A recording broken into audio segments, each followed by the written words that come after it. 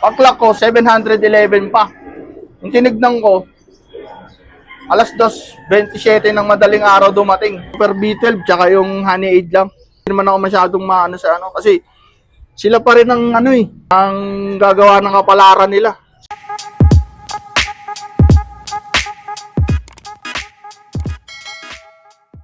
Young Bird overall, All Bird overall, Off Color overall, Grandmaster overall, Motor Winner, para sa masa overall, third overall ng Battle Royale, halos overall nakuha niya.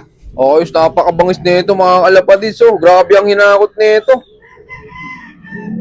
Kaya maganda rin sir yung off color, no? Oo. Ano po palang bloodline nan, sir?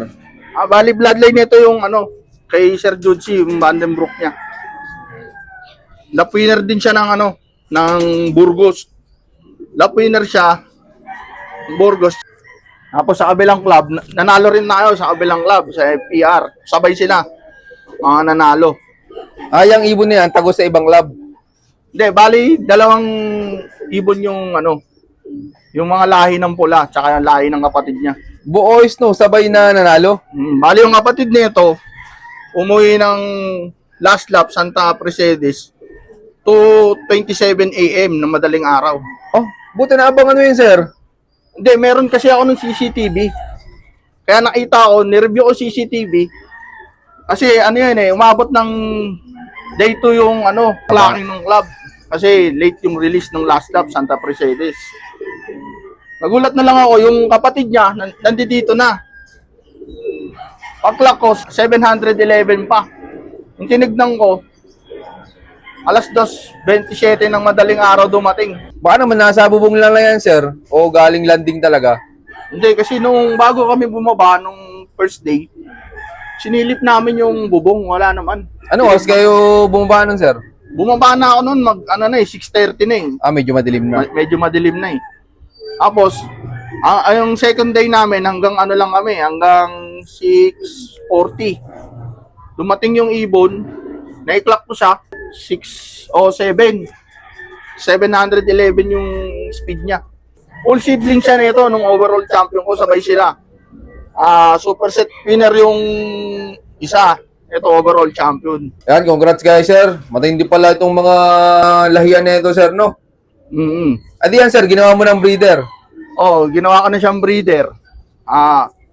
Yung mga anak naman niya, mga nagsusuperset, tapos yung latest na anak niya, sayang lang nung narbakan, nagbutas lang ng isa. Pero yung mga pamangkin niya, yung mga anak ng mga pamangkin niya, ayun, mga nag-superset. Itong 2025 nung natapos. Pares mga superset winner sila. Yun, congrats, sir. Tapos, sir, balita ko, meron kang sikat ditong ibon na, yung pula. Yung pula, basta pula ka ba, nandito. Yan, sir, pwedeng makita. Sige. Bali, ito pala yung pula. Isa sa mga magandang achievement sa akin. Bali, nung nag-lap champion yung isa sa Burgos, last 2 laps ng APR, siya naman yung nag-lap champion sa akin ng last lap ng FPR. Lap champion siya ng YB, lap champion ng OB, lap champion ng Off Color sa FPR. Saan lap yan, sir? Santa Mercedes. Ang bangis nito, mga kalapatids. So, anong speed niya, sir, nung lap na yun? Bali, 1,085 pa yung speed niya. Saan lap nga yun, sir? Santa Mercedes, Cagayan. Ang bangis to. Tapos ito mga kalapatids, simula first lap hanggang last lap, puro 1,000 speed nito sa sa derby. As mga kalapatids, bali 6 sila. Mga pula, season. Puro superset winner sila. Ang bangis to. Puro winner.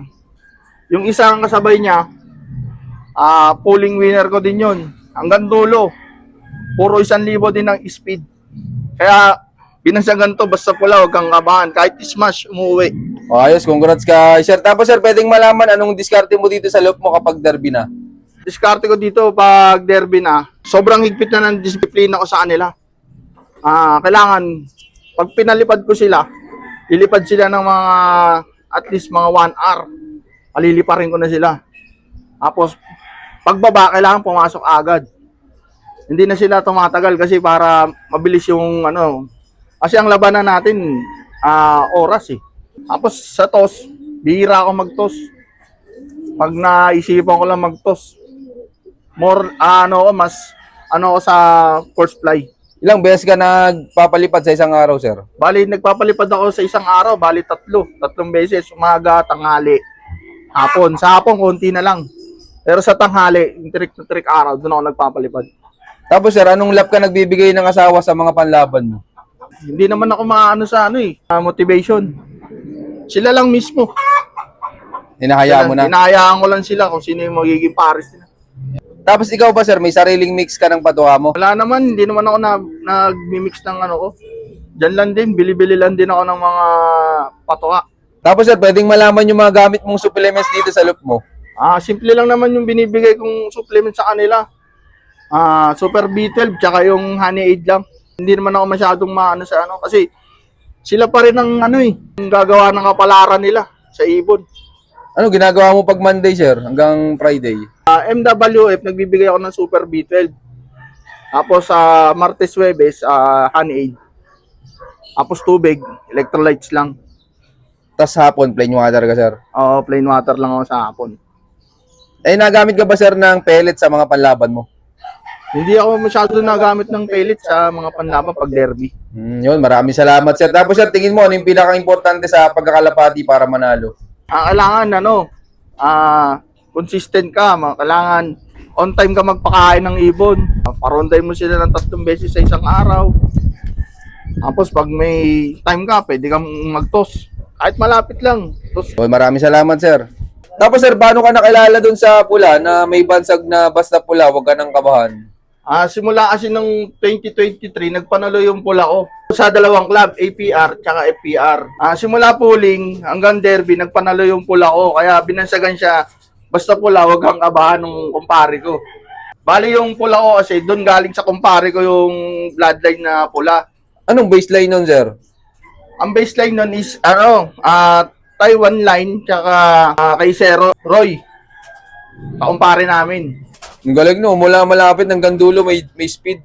Oo, hanggang hanggang simula pooling siya hanggang dulo, nananalo yung lahi nun, kaya binabansagan namin siya, basta pula, huwag kang kabahan. Tapos hanggang ngayon, nagpapakitang gila, sir. Oo. Kahit umuulan, umuwi sila, kaya matitibay sila. Ois, no. Tapos, sir, pwede makita yung producer mo dito ng winner. Ito pala yung producer ng winner. Ito yung nanay nung sa Grisel ko, yung 2023 overall champion ko. Binirek ko muna sila, pinaris ko muna sa anak. Hindi ka nag-uulit, sir, nung breeding? Nag-uulit naman ako, kaso tinesting ko muna sila ngayon para pang south ko. Tapos, sir, paano ka pumili nung pagpaparisin, sir? Bali, pag kung alin lang yung magustuhan kong pagparisin, na ilang ginagamit ko.